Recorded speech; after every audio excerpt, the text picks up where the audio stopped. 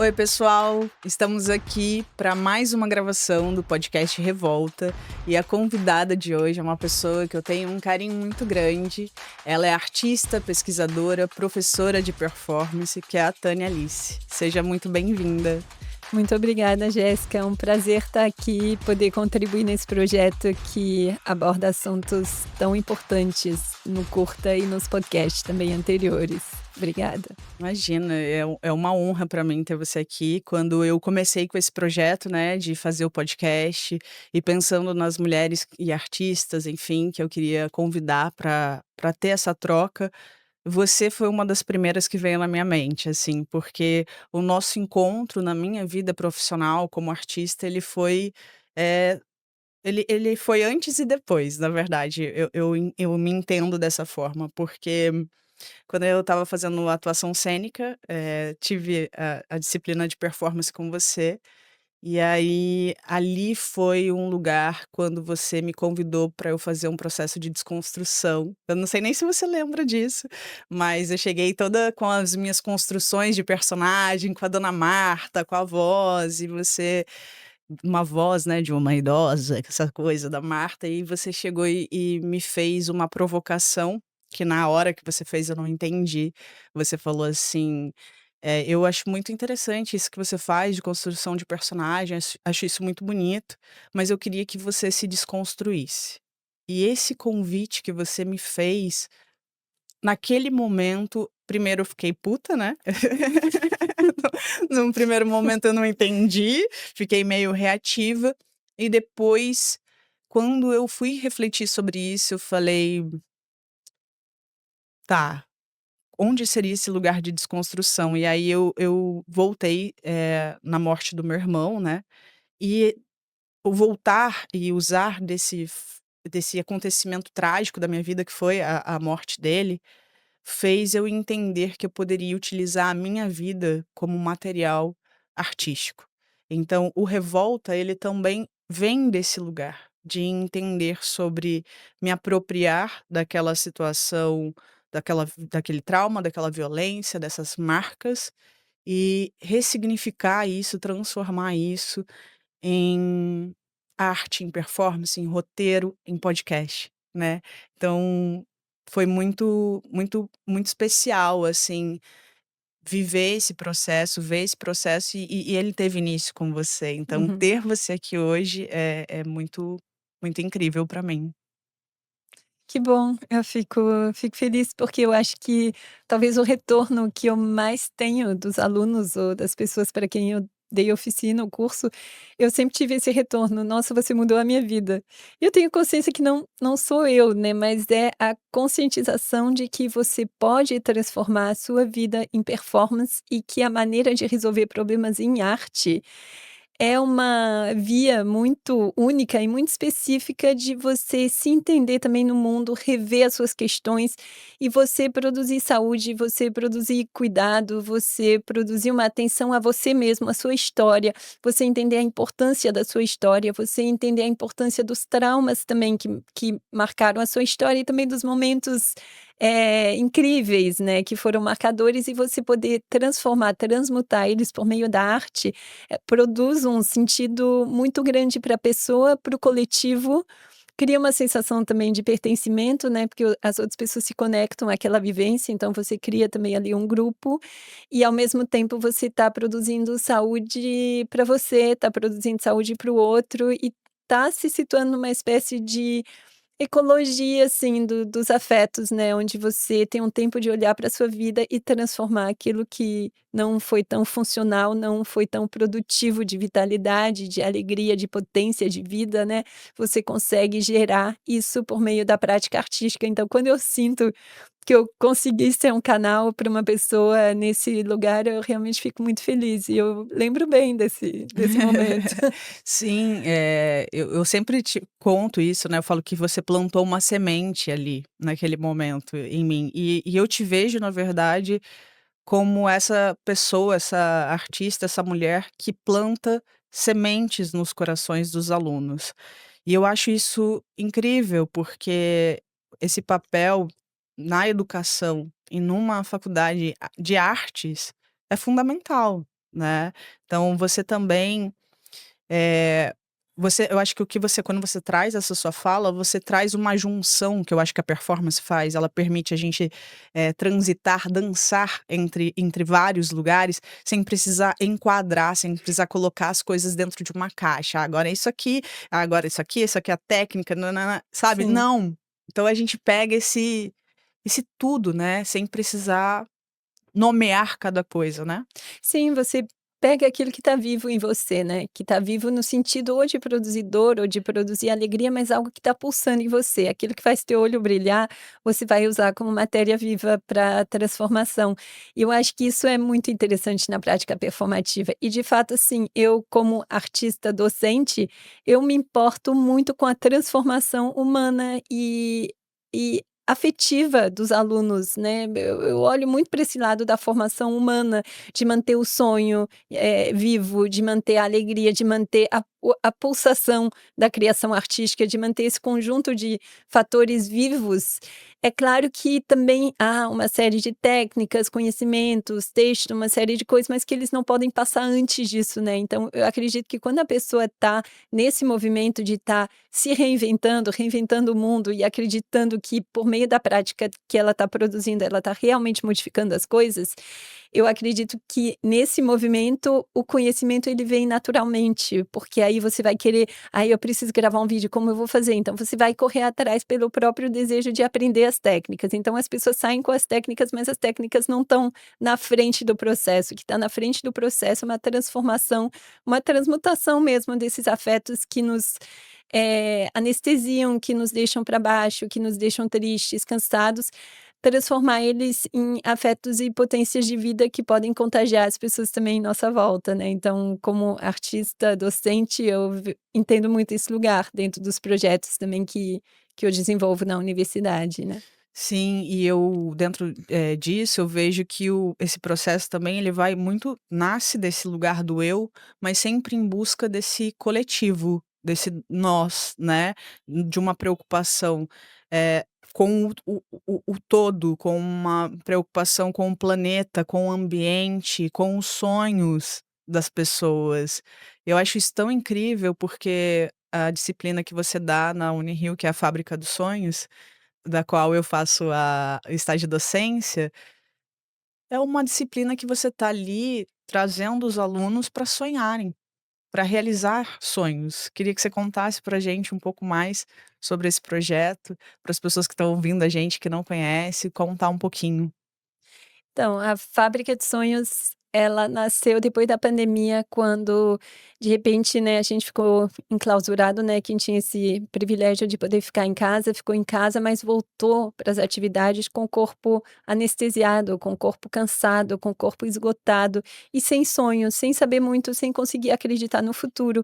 Me doeu muito ver uma geração de pessoas de 20 anos tendo perdido 3 anos da vida delas dessa forma, e chegar no lugar de uma universidade sem sonhos, sem perspectiva, sem saber como é que seria o amanhã, né, porque a gente não sabia se no dia seguinte ia acabar tudo, enfim, foi um grande trauma coletivo, né, essa pandemia, ainda mais, no contexto de governo que a gente teve, né, Uhum, e desgoverno, né. uhum. Então eu acho que quando as pessoas voltaram, elas voltaram muito enfraquecidas de utopias, de sonhos, de acreditar no futuro, e quando eu olhei para aquela turma de alunos, falei: "Não, eu não me conformo". Eu não me conformo que qualquer ser humano desista dos seus sonhos. Pode ter 90 anos, mas não pode desistir. Sim. Mas assim, com vinte eu não me conformo mesmo. E aí eu falei: "Bom, então vamos montar uma fábrica de sonhos e a gente vai fabricar, a gente vai botar esse motor dos sonhos de volta para funcionar".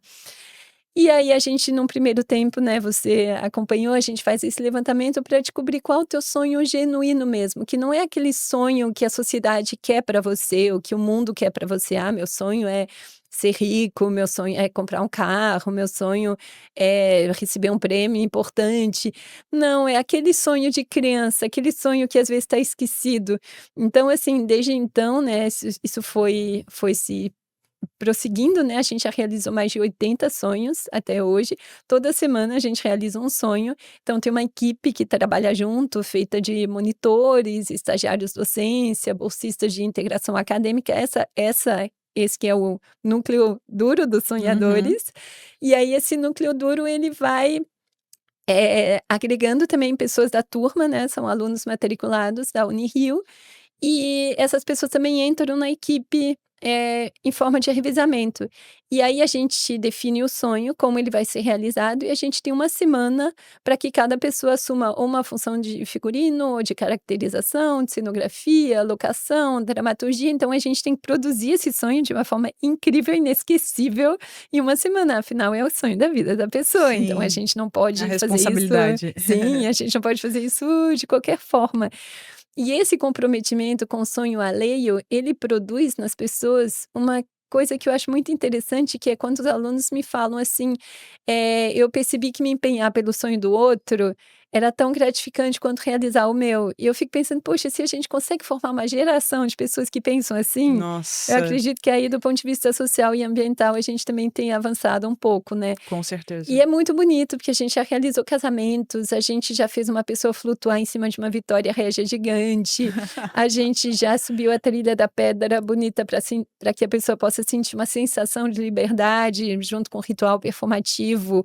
A gente, já se comunicou com animais, a gente realizou sonhos em todas as partes do Rio de Janeiro, a gente realizou um desfile pós-apocalíptico, a gente realizou sonhos de uma diversidade enorme e é sempre surpreendente, da salada de comer para um dinossauro, as pessoas têm ser coroada princesa, a pessoa desde a infância queria ser coroada princesa, a gente fez esse coroamento no museu, na escadaria, com todo um cerimonial, então toda semana a gente tem essa realização do sonho que realmente dá uma potência de vida para todo mundo, é um momento muito feliz, eu acredito, quando funciona e que todo mundo está empenhado a semana inteira para realizar o sonho do outro, pelo menos esse é o mundo que eu sonho, né, esse é o É, mundo esse que eu é o queria mundo que pra nós gente. sonhamos. Sim, E é muito legal quando você fala, eu vejo os alunos, eu também vi e vivi isso, que é a gente sair realizado por estar realizando o sonho das outras pessoas. sim, Muitas vezes eu vi os alunos, às vezes, se realizando até mais fazendo o sonho do sim, outro do que quando era o próprio sonho deles, né. sim, sim, isso Isso é muito bonito. E se a gente consegue fomentar isso, eu acho que tem até uma palavra que eu acho que é compersão, é vocês conseguir se alegrar plenamente pela vitória do outro. E eu acho que isso é uma coisa que falta na nossa sociedade, que às vezes é pautada pela inveja, pela comparação, por uma série de valores que eu acho que foram ali trazidos pelo patriarcado, por uma série de valores que não vão gerando felicidade, né, e comunhão, porque se você se alegra pelo outro, ele se alegra por você, enfim, então é um sistema, um outro tipo de pensamento coletivo, né, que a gente acaba criando e que é importante também nos processos coletivos até de teatro mais tradicional, né, essa colaboração, cooperação. sim, eu acho muito bonito de ver o seu trabalho dentro da universidade e também fora dela, mas como você trabalha com essa relação dos afetos, né, esse lugar de estimular, de produzir felicidade, esse lugar de sentir o amor, de estar ali num processo de uma produção de afeto mesmo, de cuidado. Eu vejo a performance muito nesse lugar da presença, né, de você oferecer ao outro essa presença, essa escuta, essa atenção.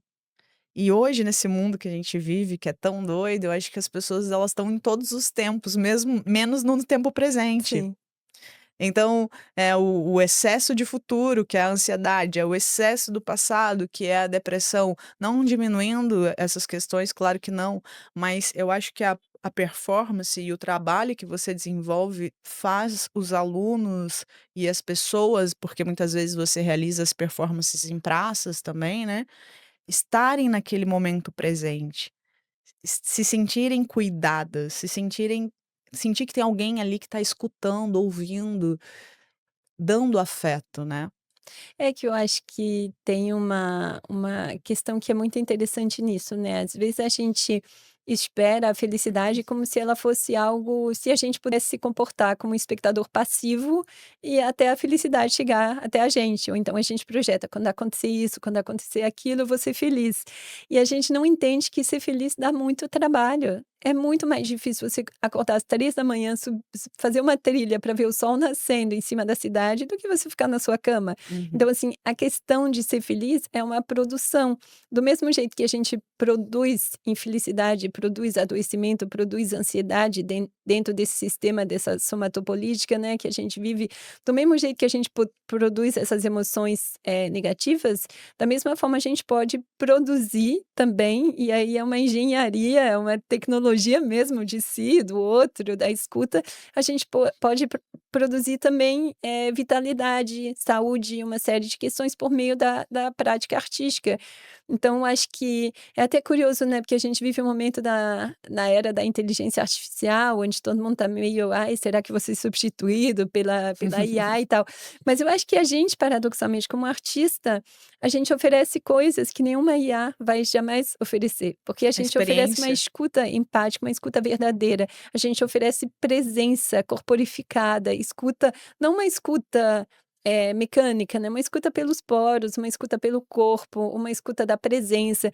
A gente pode oferecer uma sensação de pertencimento real, que não é ilusória, como a inteligência artificial pode promover. Então, eu acredito que isso tudo, essa evolução da inteligência artificial, vai passar a valorizar muito mais coisas que eram simples pra gente e que estão se perdendo. E aí eu acho que o artista entra nesse lugar para lembrar: "Ó, tem corpo, ó, tem grupo, ó, tem coletivo, tem estar junto, tem escuta, tem criação e principalmente tem invenção", né, da gente não se contentar com as coisas do jeito que elas são, porque eu desde criança eu olho esse mundo e falo assim: "Gente, não é possível, ou eu nasci no lugar errado, ou tá tudo errado".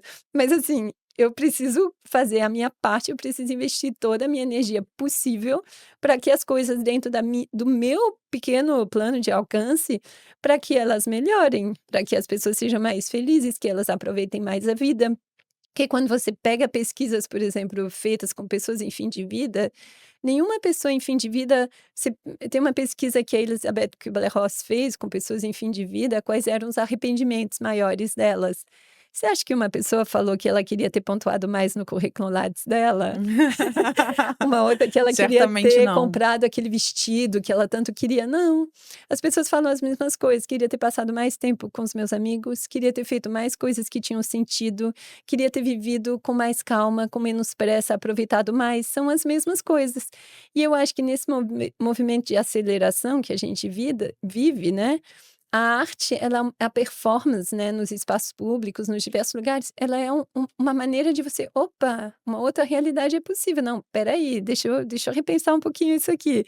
Então eu acho que é uma maneira de você produzir alternativas, né, uma maneira de você produzir corpo, de você produzir presença, de você produzir relação verdadeira, né, escuta, enfim, eu acredito piamente no poder da arte como potência de transformação, de cura de si, dos outros, do mundo. É, eu acredito muito nesse lugar da cura também, apesar de sentir que existe uma grande resistência em relação a essa palavra cura, dentro da universidade como um todo, assim, né, porque eu entendo que existe um lugar de cura como quase como se finalizasse aquilo, "Ah, foi curado", não, né, e que a cura ela é um processo. Mas aí falando, por exemplo, da minha situação em relação ao Cálculo e Lógica, que foi um espetáculo que eu escrevi a partir da morte do meu irmão, o Revolta, né, o curta, esse podcast. Então, assim, eu sinto que esses processos artísticos são também meus processos de cura. E ao mesmo tempo que eu sinto que eu estou me curando disso, o que me move também em fazer é que quando eu estou me curando, pessoas que também passaram por essa situação estão se identificando e se sentindo tocadas e muitas vezes curadas junto comigo, sendo curadas junto comigo, né. Isso é Sim. lindo.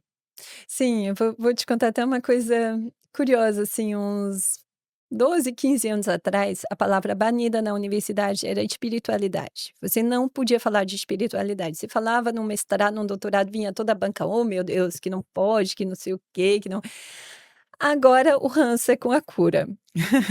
Eu acho isso curioso, assim, sinceramente eu acho curioso, porque, ok, sim, cura existe, a cura é empregado no sentido de uma normalização, cura gay, etc, assim, normalização nefasta e negativa, né, existe esse lado, existe o lado da cura, como algo definitivo, tudo que você mencionou, mas assim, ok, são acepções da cura, mas vamos pensar a cura de uma forma mais abrangente, como uma produção de saúde, como uma produção de, bem-estar, como uma produção de algo que te ajude a resolver uma questão, porque eu acredito nisso mesmo, e aí você pode usar a palavra, mas eu usava a palavra cura e todos os meus projetos eram questionados, então eu tirei simplesmente cura, botei produção de saúde, e aí agora tá tudo certo.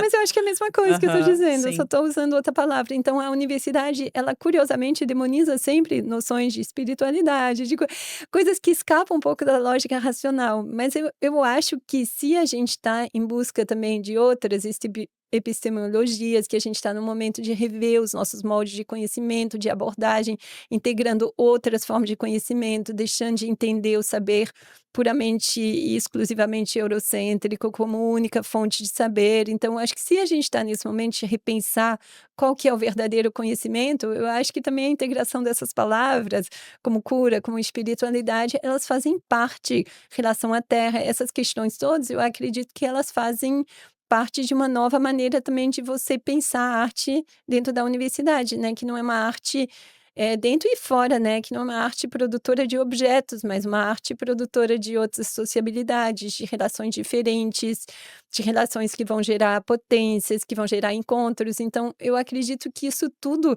faça parte de um movimento de transformação, mas transformação não vai sem resistência. Uhum. Porque a gente está habituado a um modo de conhecimento, a gente está habituado a uma maneira de lidar que, infelizmente, é regida por uma lógica da racionalidade e de uma racionalidade, pior ainda, neurotípica, assim, que segue determinados moldes de convenção sem questionar. Então, eu acredito que esse lugar é bem importante de ser pensado e criado e transformado, sobretudo, né? E quando eu vejo trajetórias como a sua e de muitas outras pessoas que eu conheço que trabalham com performance, realmente vai se desenhando ali uma história de vida que vai indo no sentido de uma produção de vida, né, de alegria, de força, né. Não é um percurso linear, mas ele vai se seguindo ali com suas dificuldades, suas questões e seus encantos, né, porque eu acho que a gente tem o o prazer de resolver as nossas questões com arte. Não que isso não Uhum. impeça a terapia, tudo coexiste, a gente não precisa escolher entre uma coisa e a outra, todas as coisas podem coexistir. Mas eu acho que o artista, ele tem esse tesão pela busca de uma resposta por meio da arte, e essa resposta não será "sim, não, é assim", é uma resposta que vai se dar na própria arte. O próprio acontecimento artístico vai ser uma resposta àquilo, complexa, profunda, sutil, delicada, com relevos, mas a busca da resposta vai se dar por meio da criação sempre. Nossa, eu não sei o que seria de mim sem a arte, porque, nossa, como a arte, a performance me salvou, assim, em diversos momentos da minha vida, assim. Eh, e o que você falou, né, desse encontro, de se permitir entender de que forma que isso vai acontecendo, né, de que forma que isso vai se resolvendo, se curando, se desenvolvendo, né, no decorrer da nossa trajetória. Então, até mesmo com a pesquisa, por exemplo, artística, agora que eu estou fazendo do doutorado, eu sinto que, assim, esse encontro com a pesquisa, ele é um acontecimento delicioso. Por quê? Porque eu não estou separando a minha pesquisa, não estou fazendo uma pesquisa teórica separado da minha vida. Porque, assim, né, na minha visão, e como eu falando por mim, eu não consigo fazer algo que não me atravesse. Eu não consigo fazer uma pesquisa, né, dentro da academia, de algo que não, como você disse, que não esteja nos meus poros, na minha pele, né. Então, assim, esse até mesmo esse encontro com o doutorado, numa um programa de pós-graduação, eu acho uma grande delícia esse flerte com a pesquisa, onde as coisas vão acontecendo e a gente se permitir a esse encontro, né. Sim. E eu acredito que justamente esse caminho da pesquisa por meio da arte, É esse caminho muito rico, né. Vou dar um exemplo, por exemplo, eu passei uma vez por uma separação que foi muito traumática e eu tinha um pouco perdido o encanto com as coisas. Eu falei: "Caramba, e agora, né?". Aí eu resolvi fazer uma performance onde eu colava cartazes na rua, botei anúncios em jornais dizendo: "Me convide a fazer com você a coisa que você mais gosta de fazer, me diz o dia e a hora e eu irei". Eu pensei: "Bom, se eu for fazer coisas que animam as pessoas, eu também vou voltar a me animar". Uhum. E eu fiz uma centena de coisas que as pessoas me chamaram para fazer com elas, as coisas mais improváveis que elas mais amavam de fazer na vida. E por meio disso não teve como não me contagiar com essa felicidade da pessoa fazendo o que ela mais gosta, né. E aí Uhum. realmente, assim, essa melhora, ela aconteceu. E aí quando eu encerrei, eu falei: "Caramba, eu acho que agora eu vou oferecer para as pessoas o que eu mais gosto de fazer". E aí eu montei um trabalho de performance onde tinha um vídeo passando com todas as coisas que eu tinha feito, essas mais de 100 ações, e eu ficava junto com uma pessoa sentada propondo o que eu mais gostava de fazer, que é rir, e a gente ria juntos. Então, eu acho que a arte é uma maneira de você, aí claro, né, você vai alimentando, no caso do doutorado, com referência, você vai lendo, a referência vai te impulsionando a tua prática, aí a prática te joga outras questões, você vai buscando em leituras, então você vai tecendo esse caminho. Mas eu acredito que na minha vida toda, todas as minhas grandes questões também foi, a performance que me ajudou a entender e a chegar daquele lugar, porque eu sou terapeuta de experiência somática também, né, do somatic experiencing, e o trauma ele produz um efeito de congelamento. E aí, quando você está congelado, você tem como uma energia produzida pelo trauma reprisada no corpo, e você precisa dar fluxo a essa energia. E às vezes a ação performativa te coloca em movimento e te coloca corporalmente num estado de descarregar aquela Desbloquear, tensão, né. desbloquear, descarregar, e você voltar nesse movimento do fluxo da vida mesmo, né, que vai te acompanhando. Então, muitas vezes eu nem penso em outro recurso, eu penso logo: "Nossa, problemão. Qual a próxima performance que eu vou fazer com isso? Aham, Que bom!" aham. Eu vejo exatamente você nesse lugar, assim, porque eu vejo tua vida totalmente junto com a tua prática artística. Não tem uma separação. E eu acho que é por isso que ela é tão rica, né, os trabalhos que você faz, não só a sua porque você sempre busca o outro também, né, nas suas performances, então assim, eu acho que vem de um lugar onde você faz a tua teu processo ali de cura, de elaboração, enfim, né, desse processo de saúde que você falou, produção de saúde, mas o outro tá junto contigo vivendo isso também, né, então em nenhum momento você está só.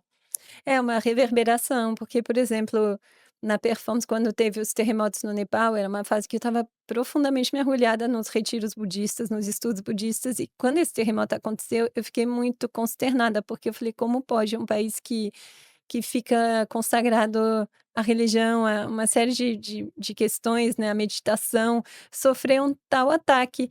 Eu pensei: "Caramba, que eu posso fazer, né?". Aí me veio essa ideia de coletar abraços aqui no Rio de Janeiro, em São Paulo. A pessoa podia escolher um abraço de 5, 10 ou 15 minutos, ela me entregava o abraço, e aí ela me dizia: "Eu quero entregar para um menino que perdeu a família, eu quero entregar para uma mãe que perdeu os seus filhos, eu quero entregar para um casal que perdeu a sua casa", ou uma pessoa vestida de verde que está deitada no chão. E aí eu fui fazendo a lista de todas essas pessoas e a foto da pessoa que me entregava o abraço, eu pegava o abraço. Aí eu embarquei para o Nepal em busca dessas pessoas. E aí quando eu via as pessoas, eu falava: "Ó, essa pessoa aqui nessa foto, ela soube o que que aconteceu contigo, ela tá te mandando um abraço de 10 minutos, você quer?". E a pessoa falava: "Sim". Aí eu dava o abraço, e aí esse movimento de congelamento que um trauma de impacto produz, né, a pessoa ia descongelando, ela começava a chorar, ela tinha um momento de segurança, né, de você criar ali um território de segurança. E aí foi uma grande história, porque eu consegui distribuir todos os abraços de 5, 10, 15 minutos e voltei com essa missão, assim, que eu senti que estava cumprida, até transformei depois num jogo da memória e tal. Que Mas são os sim, pares, né, quem deu o sim. abraço e quem recebeu E aí que eu acho que sim, as isso é pessoas se incrível. afetam diretamente, mas se afetam também indiretamente, às vezes por ver o jogo, às vezes por ouvir falar da performance, às vezes tem gente que chora só por saber da história ou quando eu Não, esse conto. relato que você fala já é emocionante, assim, pra gente que ouve, porque eu vejo muito, você fazendo esse cruzando essa fronteira entre o trabalho da ação social, terapêutico e artístico. Não separando, mas colocando tudo num combo, fazendo um bem bolado delicioso disso, sabe. É um pouco a ideia, né, uma a minha questão muito tempo foi como atuar com arte em zonas de trauma, seja traumas de impacto, né, então trabalhei depois de atentados, depois de terremotos, com ações artísticas, e traumas continuados, né, cuidados paliativos, pessoas que estavam em situação de migração, enfim, então como a arte consegue ali ser um fator de criar um outro tipo de realidade temporária, ou de criar relações, ou de criar essa sensação de estar pertencente, de estar vivo, né, depois de tantas questões que ali aconteceram, né. Então, minha questão muito tempo foi essa, e depois a questão foi se tornando mais a questão do cuidado mesmo, porque eu acho que o cuidado muito se fala em cuidado e pouco se observa cuidado, né, de Uhum, fato. uhum. Então, quando você começa a olhar para o cuidado, o que que é uma ação artística de cuidado, você começa a entender um campo ali que se cria, e aí justamente o livro de Poéticas do Cuidado, que foi publicado esse ano, né, ele reúne 20 artistas que estão trabalhando nessa perspectiva de cuidar do mundo com arte. Uhum. Então foi se deslocando um pouco, uma vez que eu acho que eu entendi um pouco como a gente como artista podia atuar nesses territórios, é entender como no dia a dia também pequenas ações, como a Fábrica de Sonhos, como outras ações como a do nosso grupo de pesquisa, que atualmente está construindo máquinas que produzem saúde mental, para que os espectadores possam passar por esse processo, experimentar as máquinas e ver se aconteceu ali um processo de produção de saúde. Ele foi todo construído a partir de relatos, sobre saúde mental na universidade. E quando você para ouvir docentes, alunos, servidores. Você vê que a questão da saúde mental é bem séria dentro da universidade. E Se ela é urgente, séria no né. mundo, ela tá na universidade, às vezes, mais ainda, né, por conta da pressão, por conta da falta de recurso, uma série de questões, né, pessoas passando fome, questões materiais, mas também questões de pressão, questão de não adaptação dos conteúdos, enfim, uma série de questões.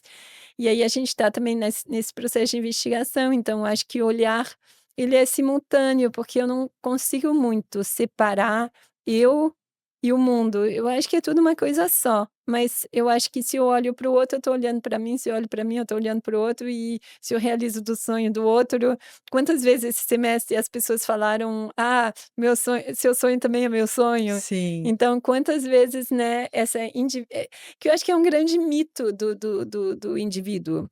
É um grande mito que foi criado para a gente achar que nós somos seres humanos separados e apartados um dos outros, para a gente esquecer que tem uma conexão entre a gente e uma conexão com, o meio ambiente no qual a gente vive, né. Então, se a gente esquece disso, então o que importa é minha vida, meu sucesso, meu ego, meu Meu, carro, meu, meu eu. apartamento, eu. Mas meu lattes, meu prêmio. Mas Uhum. se você esquece um pouco disso e pensa no coletivo, a gente consegue entender que é tudo uma coisa só. Se você está agindo ali, você está agindo aqui também ao mesmo tempo. Porque quando você mexe aqui, você tá transformando aqui, Exatamente. né, você tá mudando o todo, Sim. né, e é isso, a urgência de falar, de produzir esse cuidado, de ter esse cuidado, de buscar essa saúde, né, trazer essa saúde para os jovens, principalmente dentro da universidade.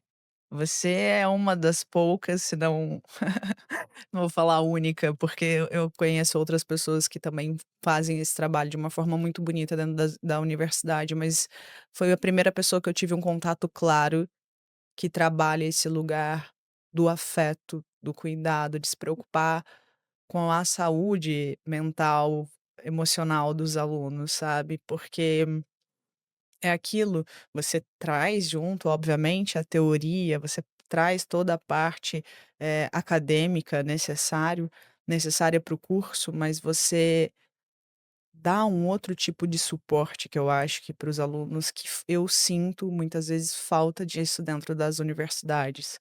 Então e que eu vejo como uma revolução o que você faz.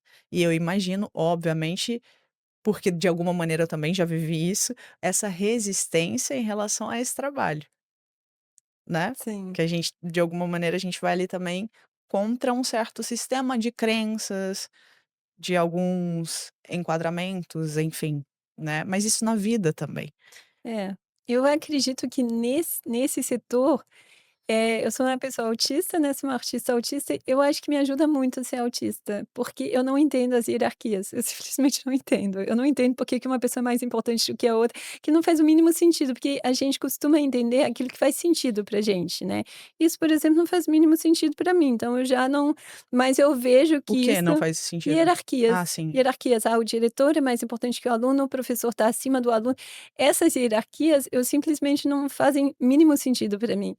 Só que eu vejo que elas fazem muito sentido para as outras pessoas, então eu tenho que fazer uma decodificação, entender que isso é importante para aquela pessoa, mas assim, para mim não faz o mínimo Aham. sentido mesmo, assim, então eu acredito que esse lado, assim, também de sentir tudo, de sentir o que o outro está sentindo, de isso acaba ajudando no processo criativo, não digo que ajude a mim como pessoa, mas Uhum, ajuda uhum. no processo criativo de entendimento do outro, né, então Sim. acho que isso é uma coisa que acaba auxiliando, né, acaba, ajudando também nessa percepção, porque, muitas coisas não fazem sentido, mas eu acho que quando a gente está condicionado, a gente aceita e fala: "Ah, é assim mesmo, sempre foi assim, então vamos continuar assim". Só que a perspectiva autista é sempre olhar para tudo e falar assim: "Mas por que que isso é assim? Qual o padrão disso aqui? Por que isso se repete em O outro que qual o você sentido?". uhum. E aí quando não faz sentido, você fala: "Se não faz sentido, então vamos botar sentido ali, vamos transformar isso, vamos fazer outra coisa, né". Eu li um texto que você me enviou, que fala justamente sobre esse lugar aqui que é o anormal, né, o normal, anormal, tipo, a minha sensibilidade em relação à luz e não mentir, não poder ter uma comunicação direta, isso me faz ser, tipo, você usa essa expressão no texto, como que é? Você pode Não, que é curioso, porque, do ponto de todo pensamento sobre o autismo, a maior parte dele é produzido por pessoas neurotípicas. uhum. Então elas acham estranha essa sensorialidade exacerbada, essa sensibilidade, essa empatia. Mas assim, eu acho mais estranho a indiferença, eu acho muito mais estranho, eu acho estranho os códigos de comunicação. Eu acho estranho uma pessoa falar uma coisa por convenção que ela não pensa e dizer que a gente como autista tem problemas de comunicação. Se perguntar para um autista: "Minha roupa tá bonita?", se ele achar que não, ele vai falar: "Não". Mas se perguntar isso para uma pessoa, ela vai falar: "Não, tá maravilhoso", vai virar a cara e vai falar assim: "Nossa, você viu a roupa dela?". Gente, quem tem problema de comunicação? Sério. Aham, aham, Vamos combinar que não sim. é a gente. Uhum. Então acho que tem várias questões que ali são vistas como diferentes, mas que quando você faz uma adaptação dessas questões, isso beneficia todo mundo. Então, por exemplo, se uma luz está incomodando, se eu mudo essa luz, com certeza você vai verificar que mais Vai da contemplar metade das outras pessoas vai pessoas. falar: "Ai, nossa, mudou, tá bem melhor". Então, em vez da gente usar como parâmetro, como temperatura, como algo positivo, como uma potência de ver as coisas de outra forma, a gente encaixota e quer adaptar. Não, você vai ter que se adaptar a essa luz, você vai ter que usar óculos, você vai ter que usar fone, você vai ter que fazer isso, você vai ter que tomar remédio, você vai ter que se adaptar a uma coisa disfuncional. Me fala qual o sentido de adaptar pessoas a uma sociedade disfuncional? Não é mais interessante adaptar modificar uma sociedade disfuncional para que todo mundo caiba nela? Autista, não autista, animal, planta, para que todo mundo caiba nesse lugar? Sim. Não é mais interessante a gente operar nesse sentido? Porque eu não realmente eu fico muito perplexa com isso. É, realmente esse lugar da comunicação, esse lugar da sensibilidade, esse lugar do essa sensibilidade que o autista tem, que você traz, né, que você fala sobre isso, e que obviamente contempla outras pessoas estão ali pensando a mesma coisa, só não tem coragem de dizer. Quem tem problema de comunicação de fato, né, Sim, e eu acho que a gente tá nessa era também que eu vejo que a grande questão do momento é o ruído da comunicação. Porque junto com essa questão da internet, que tem várias problemáticas, inclusive, recentemente, a gente teve essa problemática aí que foi do que o Felca fez a denúncia, Que é né, autista sobre também, né? autista também, Aham. sobre essa adultização das crianças, né. A grande questão é que o ruído da comunicação que começa desde o "tô com essa roupa legal", "Não, tá ótimo", e "Não, não tá", até esse lugar da comunicação virtual online, né, onde as pessoas agora elas só o like, o curtir lá, o mandar o meme, o emoji para expressar, e aí fica cada vez mais numa uma dificuldade disso, e vem se trazendo várias problemáticas, né. Então eu vejo a arte também como esse lugar muito poderoso, desse lugar da comunicação clara, né, entre as pessoas. É, porque aí não tem mediação, às vezes não tem mediação da palavra, né, quando você está dançando, quando a pessoa está cantando, está performando, não tem essa mediação de uma palavra, é um acontecimento compartilhado, é um campo que se instaura ali, que vai ser compartilhado, que vai afetar a esfera do sensível e que vai produzir alguma transformação nesse encontro, né.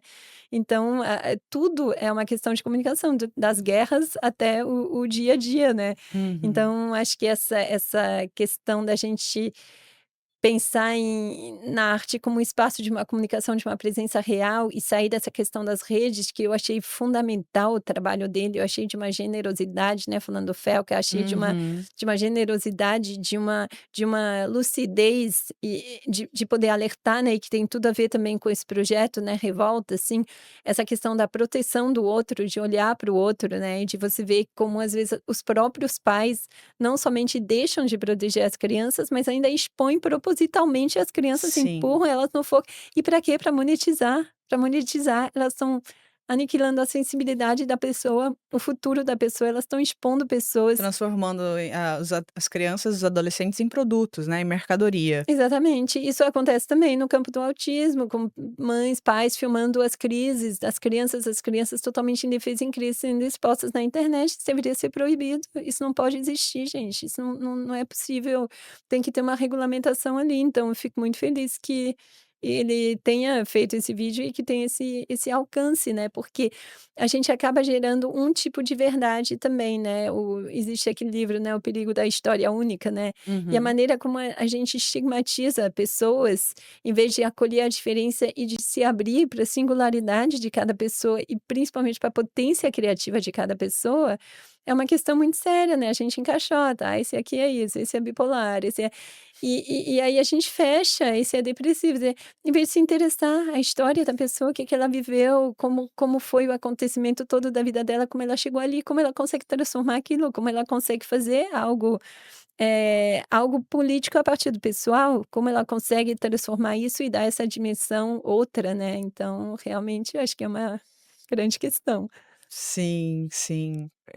Essa parte do político como do privado, né, transformar o eu em algo político, eu vejo que é o grande é o lugar onde se salva ainda, talvez, desse lugar do eu, porque o eu também já virou um lugar de mercadoria, né, do self, do eu, dali, e aí eu vejo que dentro da performance, dentro da arte, a gente ainda tem esse lugar de utilizar esse eu de uma forma política para trazer uma transformação e uma mudança social, trazer alertas, né. Então, assim, quando eu conto a minha história da minha violência, do que eu passei, eu não estou falando só sobre mim, eu estou falando sobre o outro também, eu estou olhando para o outro, né, eu estou em diálogo com outras mulheres. Eu disse isso no podcast passado e repito hoje, que eu acho que, assim, isso foi uma grande virada para mim também, entender que quando eu estava falando sobre um abuso do que eu vivi, quando eu me levanto disso,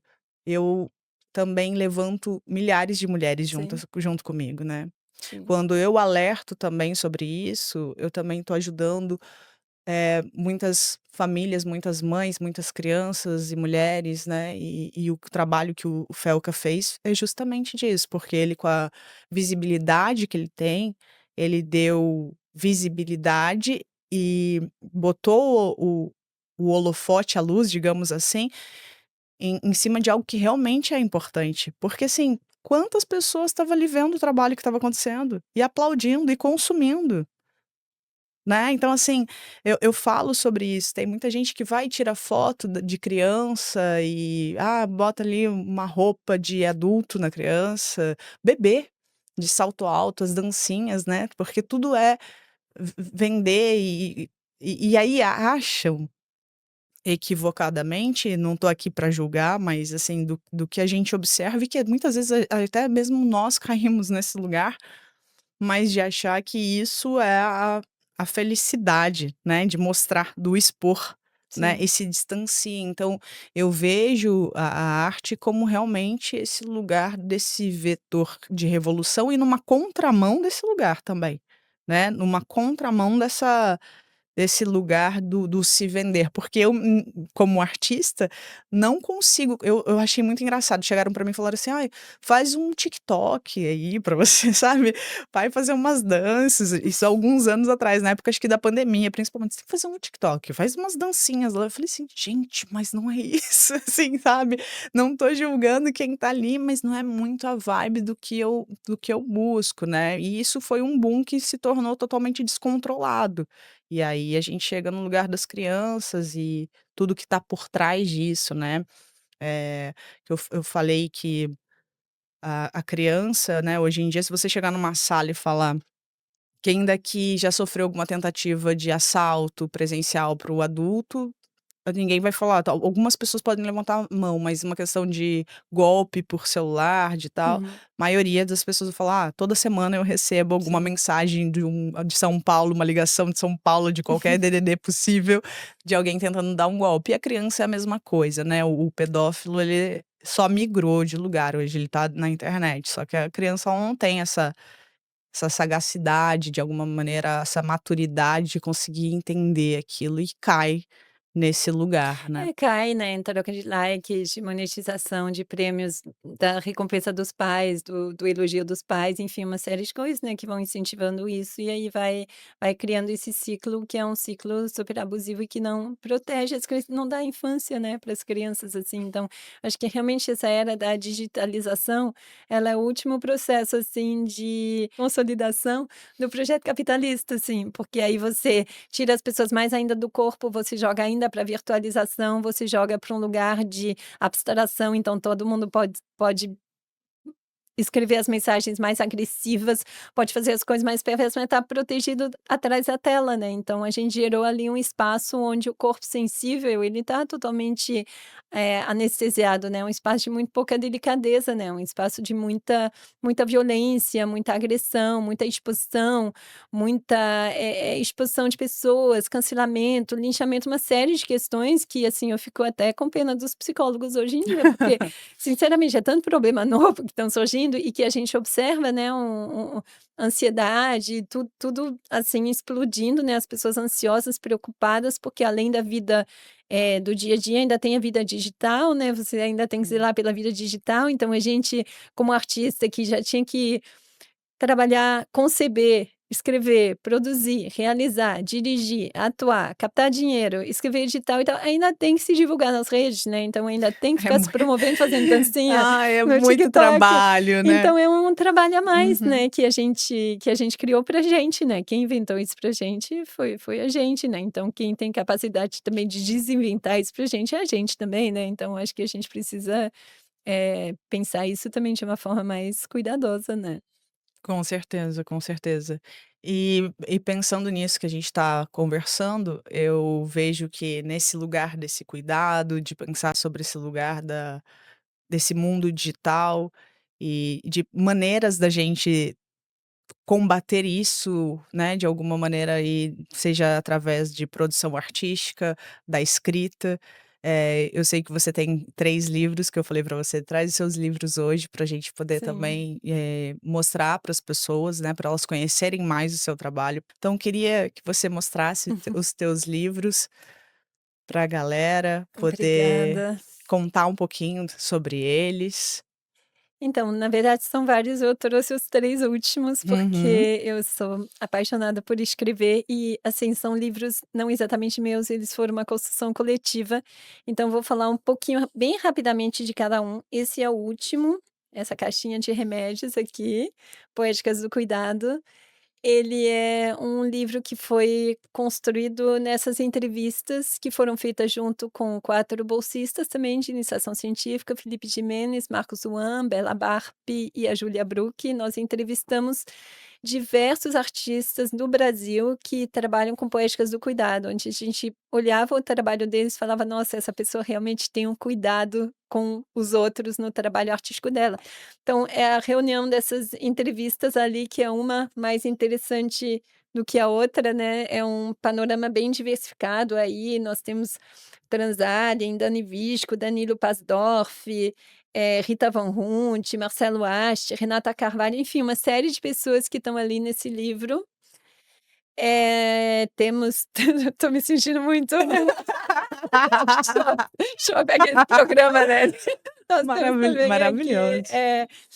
esse livro aqui, que são 21 ações artísticas para produzir felicidade. Esses são programas de performances que eu reuni num livro, são performances que eu realizei ao longo dos anos e que as pessoas podem fazer. Então elas são totalmente livres de direitos autorais, a pessoa pode pegar o programa performativo, pode transformar, pode reinventar. A ideia é que eu recebia muitas mensagens de pessoas dizendo: "Eu quero fazer performance, por onde eu começo?". Eu falei: "Caramba, você não vai fazer o curso, então vai ser difícil, mas, tenta pega uma performance que você gostou, refaz e tenta entender o que que aconteceu nessa transformação". Então eu acabei, pegando várias performances ali, como por exemplo, ensine algo essencial para você em 5 minutos, onde eu explico como fazer essa performance, né, que é uma sala de aula em espaço público e as pessoas têm 5 minutos para ensinar o que para elas é essencial para os outros. E aí eu dou uma oficina, a gente monta essa sala de aula e os transeuntes a gente bota muito mais cadeiras do que tem pessoas, e as pessoas veem o que está acontecendo, o jogo, elas sentam, elas ficam ouvindo o que as pessoas têm para compartilhar e elas começam a entrar no jogo também. Então elas levantam e falam: "Ah, eu quero ensinar a fazer uma tapioca sem que grude na panela, eu vou ensinar a trocar de roupa no Uber sem o motorista perceber, eu vou ensinar a morrer", é muito diverso. Então esse é um dos exemplos, assim, mas tem 21 programas performativos que Eu amo as esse pessoas livro. podem realizar. O prefácio é da Rita Von Hunt, né, o Gui Terreri, que também foi aluno da Unirio, que é uma pessoa que eu tenho carinho imenso, assim. E, arte relacional no Brasil, esse livro foi concebido junto com a Fabiana Monsalud, que é uma artista pesquisadora que mora em São Paulo, que tem um trabalho fantástico. E ele também reúne pessoas que trabalham com arte relacional mais no eixo Rio, São Paulo, Porto Alegre. A gente focou mais nesse eixo, mas a nossa ideia era consolidar um campo, que é esse campo da arte relacional, porque quando eu comecei a fazer performance relacional, o Bourriot não tinha ainda publicado o livro dele nem nada, Uhum. então as pessoas falavam: "Que é isso? Ir pra rua conversar com as pessoas, propor", todo mundo achava meio estranho. Aí eu segui fazendo, aí claro, né, a gente precisou de um pensador, francês, né, europeu para patentear o conceito, falar: "Ó, isso Uhum. existe". Quando esse livro saiu eu falei: "Graças a Deus, vão parar de me chamar de maluca, aquilo vai ter uma palavra", eu falei: "Pronto, agora eu faço performance relacional", né, ele Relacional. lançou a estética relacional. E aí depois começou a se desenvolver um campo com a Claire Bishop, por exemplo, começou a criticar também essa ideia de produzir relação, porque não é só produzir relação vazia, né, você tem que produzir relação que faz sentido para o mundo, né. E não tinha um livro sobre esse campo no Brasil, e o Brasil, por essência, é extremamente relacional, né, porque todas as culturas que aqui habitavam antes da colonização, são culturas baseadas na relação, na Se troca cruzam. e tudo mais. Então é um país por essência relacional e muitos artistas contemporâneos trabalham com arte relacional, né, Ana Costa Silva, enfim, uma série de artistas ali, o Marcelo Ast. Então, a gente queria consolidar também esse campo para que as pessoas pudessem ver esse tipo de prática também ser contemplado com edital, ser contemplado, e aí coincidiu também da época do Sesc lançar o palco giratório para performance, para ter vários editais que incentivavam a performance, que agora deram uma sumidinha, né. Que você estava com o seu espetáculo, né, Sim, Ensina-me a sim, fazer arte. sim, sim. Não, o Ensine-me a Fazer Arte ele passou principalmente pela Funarte, mas todo o trabalho que a gente realizou com os heróis do cotidiano foi tudo por meio do Sesc São Paulo, a gente circulou o estado do Rio, São Paulo, vários lugares graças ao Sesc, né. E aí o Ensine-me a Fazer Arte, que também é um espetáculo construído a partir de uma performance relacional, que eu vou para a rua com cartaz, pergunto para as pessoas: "O que que você acha que um artista tem que fazer hoje?". Uhum. As pessoas me respondem, eu anoto, e o espetáculo é construído a partir das respostas que as pessoas me dão, e eu executo junto com o Gilson Mota, né, que também, atua e faz a cenografia do espetáculo. A gente realiza exatamente o que a pessoa nos pediu para fazer. Então são as Isso respostas é mais muito legal. diversas que nos foram dadas. A gente coletou na Índia, a gente coletou em países da África, países da Europa, na América Latina. A gente tem milhares de respostas a essa pergunta, então a gente selecionou 20, 25. A gente projeta a resposta da pessoa e faz aquilo que nos foi dito para fazer. Agora a gente tá indo para a Bienal de Teatro do Ceará, então agora a gente vai para Eusébio, Aracati, pelo Teatro da Boca Rica. A gente foi contemplado também pelo Miriam Muniz ano passado, então fomos para o Nordeste também, fizemos abertura Festival de Porto Alegre, Curitiba, então é um espetáculo que está circulando bastante e que a gente não cansa de fazer, porque ele muda cada vez. Porque onde a gente vai, a gente também É de acordo pergunta. com a resposta das pessoas, então É, é sempre um novo é espetáculo, né. sempre um novo tem uma parte que não muda, mas quando a gente chega num lugar, a gente vai para a rua e pergunta, e a última resposta, a gente sempre as 2 últimas são respostas que nos foram dadas nesse lugar e que a gente cria na hora junto com as pessoas. Então é um espetáculo que muda o tempo todo, ele está sempre diferente, e ele também vai contando a história do Brasil, né, a história política do Brasil e o que a gente passou também no governo Bolsonaro e como isso está se reconstruindo agora, então ele é também um apanhado de uma história recente do Brasil e da Política. vivência dos artistas nesse Uhum, período, né. uhum. Incrível, Tânia, muito obrigada, de verdade, uma felicidade ter você aqui. Quero dizer para vocês conhecerem o trabalho da Tânia Alice, qual que é o seu Instagram e seu site. O livro ele tá disponível online para compra? Sim, ele está disponível no site da editora Multifoco, os 3, também está na Amazon, mas a gente incentiva e convida pela editora, né, também para facilitar o trabalho deles.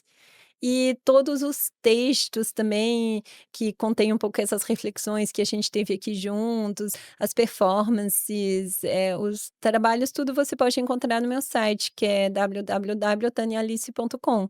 Tá tudo ali, você pode baixar PDF, pode baixar e-book, pode baixar tudo. E meu Insta é @tanialice com dois E, 3 E, Tanialice, uma Tânia coisa assim. Alice.